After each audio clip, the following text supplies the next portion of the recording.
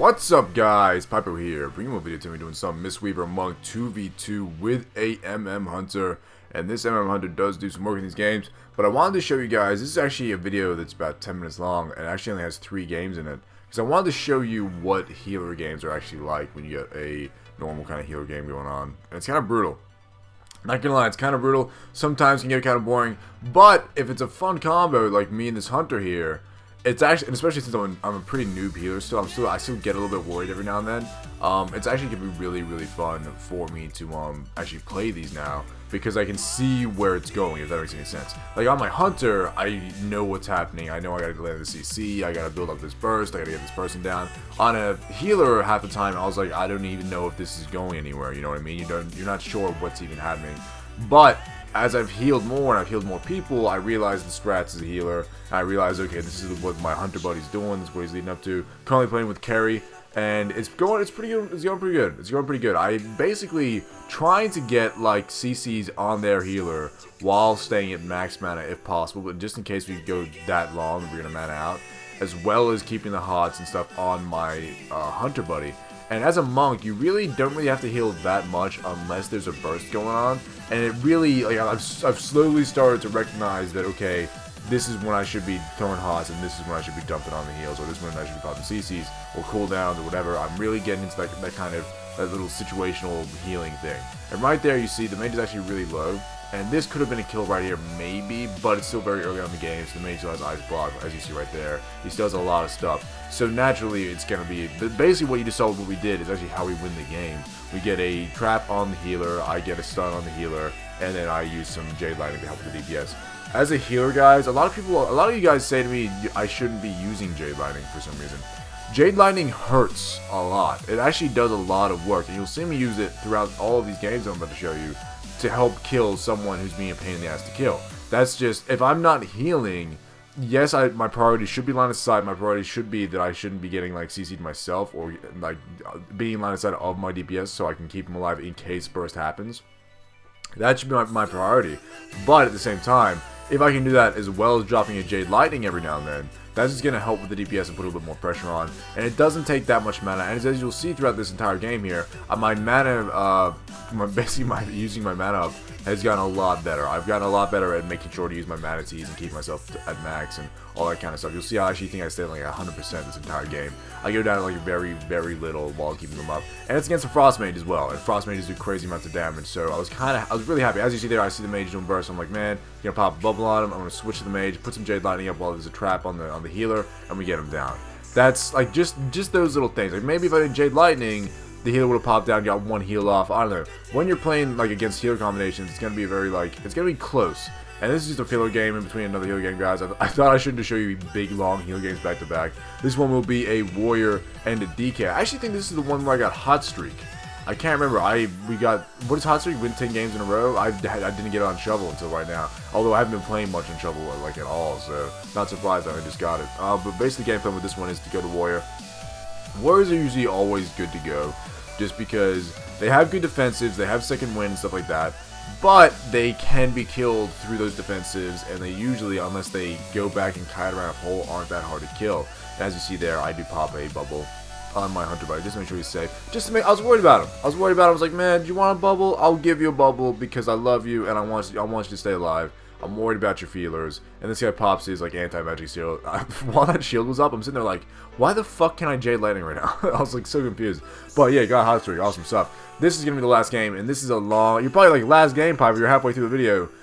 This is a healer game if I've ever seen one. Oh my god. So this one is a Holy Paladin versus Arms Warrior. The original OG OP combos. Now this one is every motherfucker back in BC, Wrath, fucking even the start of MOP. Everyone I knew played Holy Paladin and Arms Warrior, and they were just the destruction comp. They were the comps of comps of comps. I'm sure there was a lot of Holy Paladin warriors that were versing other Holy Paladin warriors just because that's how many there were. So many of the same combo.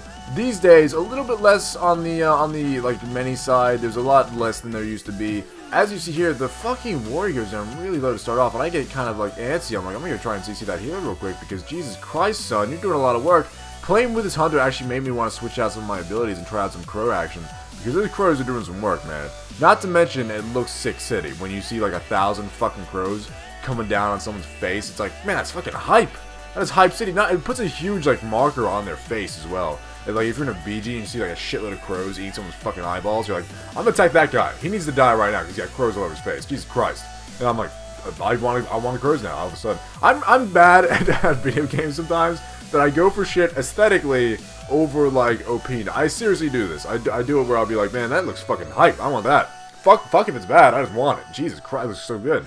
But gameplay, guys, is obviously CC healer and DPS the warrior. You'll see about halfway through this game, the warrior switches to me, and I have to kite him. And when that happens, my hunter buddy will actually switch to the paladin for a little bit. Also, a thing to mention is they do have the spell reflex, the mass spell reflex, stuff like that. So that will stop the paladin from getting trapped, as well as they have the fuck, I forget what it's called, but the paladin has an ability where he puts like a hand of protection on the warrior, and they split the damage. That can actually break traps and stuff like that. So it's actually really bad for my hunter to try and land a CC here, but he does really well at landing some CCs and staying in the game, and me keeping him up is pretty good. You'll see in this game my mana is going down a little bit because I am having to heal more. This warrior is putting a lot more pressure on than that mage was. Warriors are they're famous for doing shitloads of damage consistent damage, and you just gotta watch that shit because it'll get crazy.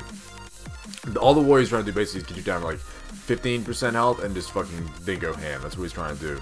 But as long as my 100 buddies at like half or above, I'm usually fine. And you'll see here the warrior decides to switch to me. Not a good idea. I roll out of the way of his shockwave, which is really hype city there. Glad I did not get stung by that. I'm really liking the double trinkets I have on this monk because it helps so. Like I played BM simply to have double trinkets. Like it's fucking ridiculous to see how good that is. And I get stunned here. I give him a bubble more out of safety while I'm stunned because I know if I'm not stunned, he's fine. I can heal him through his damage. But because I got stunned, I got a little bit worried to put a bubble on him. Probably wasn't necessary because he did use a disengage and web him down. And you'll see there I use a port to get away from the warrior. Every single time I heal myself, guys, I am going to put orbs down on myself because they use less mana and they do a lot more healing. So that's just the way you should heal yourself. I would do it with the hunter as well. If we were on the Sky for event, I'd be like, hey, come behind a pole, I'll heal you with these orbs. If I was mana starved or something like that, but again, doing these games without any form of Skype or event communication, so this is the way it goes. And anyway, basically what happens here is we realize that, man, this game has been going on for at least 7 years. So I'm pretty sure like the hunter buddy of mine just makes a conscious decision to switch to the paladin. At the same time, the warrior decides, as you see here, the warrior decides to switch to me. I don't think it's a good idea for a melee to go on. As you see here, I stop, just drop some orbs down, and I'll roll away in a second here. I don't think it's a good idea for a melee to chase a monk, just because my kiting skills are like, I don't know if it's called kiting, my pole fucking skills. Through the fucking roof, man, through the roof. Because basically I have 2 rolls, which are fucking opulent. I have a ability that gets you out of slows and gives you a speed boost, which is fucking opulent. And you have your teleport, which is fucking amazing, as you saw earlier in the game. Use that TP to get the safety. That TP has saved my life many a time. Many a time. I'll be just chilling out in a fucking BG. Get fucking shit on while with that. You can teleport with the flag. Did you guys know this? WSG fucking Twin Peaks. If you have the flag, you can teleport with the. That's the most OP shit ever because I can just stand on the flag thing. Oh shit, I'm in trouble. I'll just port to fucking safety. That's all I'll do. It's like what? So good. So good for BGs. By the way, I'm still not even full prideful. I was about to say I want to do some BGs on this guy, but I want to be full prideful before I do that. It's weird that I want to do full prideful before BGs, but I don't give a fuck about doing arenas without full prideful. But I guess that's just because I need prideful from the arenas, you know what I mean? I like doing BGs like prepped. I don't like to be carried through BGs for some reason, like because BGs are my domain. That's what I want to do. I want to go in there and wreck house. And as a healer, I want to go in there and keep every motherfucker alive non-stop, so that's kind of the way it works. Whereas with the arena, it's like we know what we're doing. I can at least, there's one other person that's good, and it's like, yeah, we're sweet. As you see there, I love monks for being able to. I fucking ran into a pole real quick. Did some Gabs action there, running to a fucking pole. Jesus Christ. Did I just heal for like 1 billion? Is that what just happened? Holy shit. That heal was fucking immense. I like seeing big hits as a hunter. I love seeing big fucking heals as a healer, man. There's something sexy about seeing these massive fucking heals, like just drop on someone's face. Like, yeah, did you want your life saved? I just saved your life. You owe your life to me now. You should therefore be my slave because I saved your fucking life. I saved it. That's what I just did.